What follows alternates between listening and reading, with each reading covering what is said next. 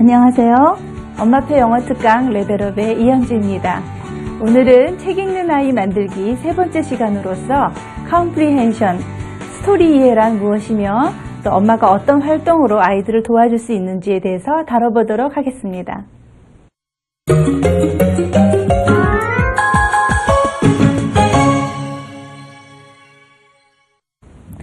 네, 오늘 다루게 되는 내용은 comprehension인데요. comprehension은 다른 말로 essence of reading이라고도 말합니다. 우리가 글을 읽는 데 있어서 가장 핵심적인 내용이 된다는 뜻이겠죠. 우리가 아이들이 글을 읽으려면 다양한 액티비티를 하게 됩니다. 소리도 한번 들어보고 또 보캐블러리도 한번 해보고요. 또 프레이즈도 다뤄보고 여러 가지를 다뤄보지만 이 모든 것이 사실은 글을 이해하기 위한 것이다. 그런 의미에서 우리가 글을 읽는 데 있어서 가장 핵심적인 부분이라고 할 수 있겠습니다. 네, 두 번째로는요. An active and purposeful thinking process라고 말을 합니다. 저자 혼자 일방적으로 글을 주고 있거나 독자가 수동적으로 참여하는 것이 아니라 글을 쓴 글쓴이와 또 독자 간에 아주 그 인터랙션이 많이 일어나면서 하는 그런 프로세스고요. 그 다음에 purposeful, 뭔가 목적을 가지고 글감을 이해하기 위해서 여러 가지 작용을 하는 것이라고 볼 수 있습니다. 세 번째는 또 complex process다.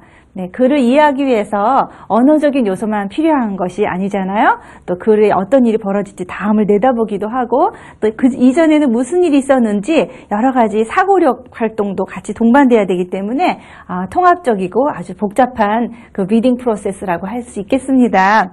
네, 그러면 그런 활동을 언제 하게 될까요? 네, comprehension은 대부분 글을 다 읽고 나서 뭔가 질문을 하거나 대답을 하는 그 과정이 아닐까 또 생각할 수도 있고요. 또 일부분은 글을 읽는 동안에 아이들한테 무슨 뜻인지 물어보면서 진행하는 거 아닐까 하고 생각할 수 있습니다. 그러나 comprehension은 언제 일어나는가 하면 네, 다음 페이지를 보시면 글을 읽기 전에 또 글을 읽는 도중에 또 글을 읽고 나서 그 글감 이해를 위한 과정은 계속해서 진행이 되는 겁니다.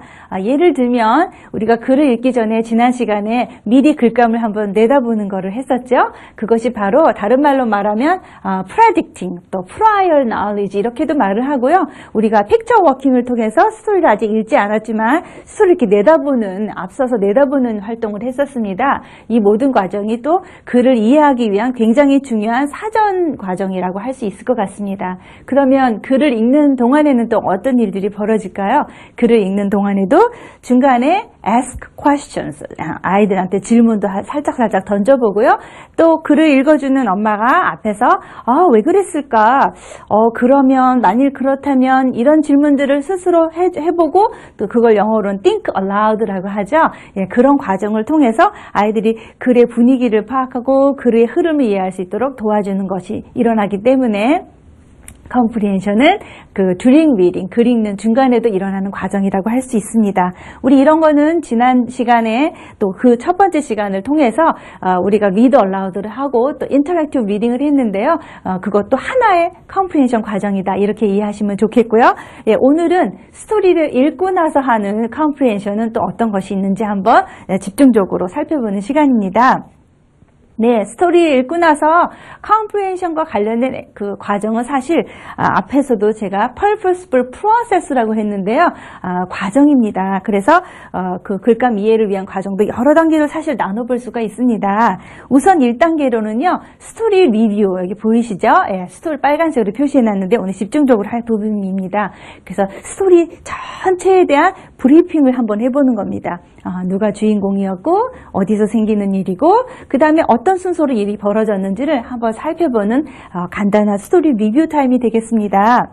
네, 아이들이 아직 어리고 또 동화책들도 아기들이 보는 책은 간단한 패턴북이 많기 때문에 대부분 이 정도 과정으로 스토리를 이해하는 프로세스를 하면 좋겠습니다. 그러나 오늘은 하지 않겠지만 간단하게 읊어보면 그 다음 단계도 컴프레션 과정이 또 있습니다. 글감에 대한 크리티컬 리뷰, 글감의 구조를 파악하고 글감을 통해서 다양한 그 아이들이 예측을 해보거나 추론을 해보거나 또 비교 분석하는 과정이 또 있겠지요. 이것은 우리가 다음 시간에 다루도록 할 거고요.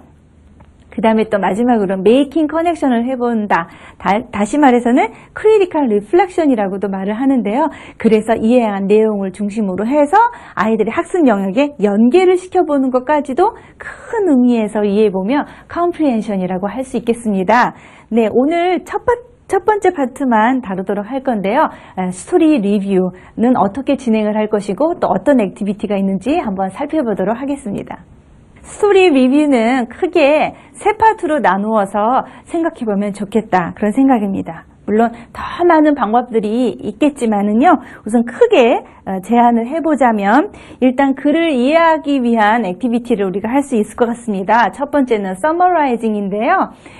아이들하고 데리고 이제 책을 읽어주고 또 스토리를 리뷰하는 과정까지는 아이들에게 너무 공부를 하는구나, 학습을 하는구나 그런 이미지로 가는 것보다 책을 읽고 나서 아이와 엄마가 재미있게 대화해보는 시간 정도로 아이들이 재미있는 놀이처럼 받아들일 수 있으면 좋겠는데요. 무엇보다도 서머라이즈를 어떻게 할 것인가. 아이들하고 이제 책을 읽고 이렇게 책을 덮게 되죠. 그러면 이제 자연스럽게 그래 넌 뭐가 제일 좋았어? 뭐를 느꼈어? 하고 아이의 개인적인 느낌이나 생각을 먼저 묻는 게 가장 먼저 이루어졌으면 좋겠습니다.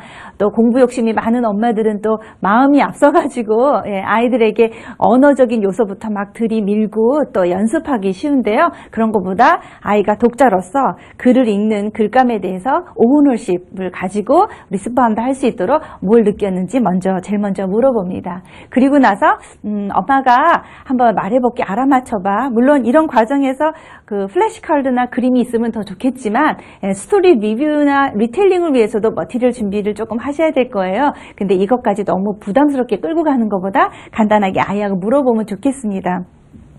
여러분, 지난 시간에 우리가 모스트 오브 리한 책을 보여드렸죠? 네. 이거를 예를 든다면 이 책을 읽고 나서 엄마가 뭐를 느꼈어? 넌 어떤 장면이